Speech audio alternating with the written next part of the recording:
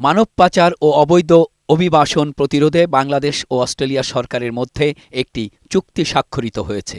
সোমবার দুপুরে স্বরাষ্ট্র মন্ত্রণালয়ে বাংলাদেশের পক্ষে এই চুক্তিতে সই করেন পুলিশের মহাপরিদর্শক বাহারুল আলম। আর অস্ট্রেলিয়ার পক্ষে ছিলেন সেদেশের জয়েন্ট এজেন্সি টাস্ক ফোর্সের deputy commander mark white Charles.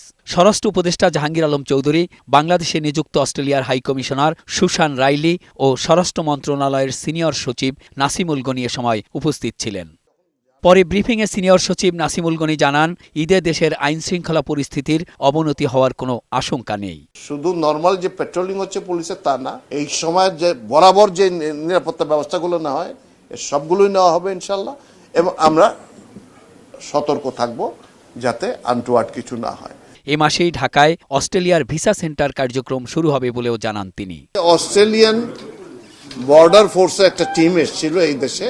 Visa সেন্টারটা এর আগে এটা বাইরে হতো, তো দিন নয়াদিল্লি থেকে হচ্ছিল, তো সেটা এখন অপারেটিং শুরু করবে এই মাসের শেষের থেকে। মেহেদী আজাদ মাসুম, বৈশাখী সংবাদ, ঢাকা।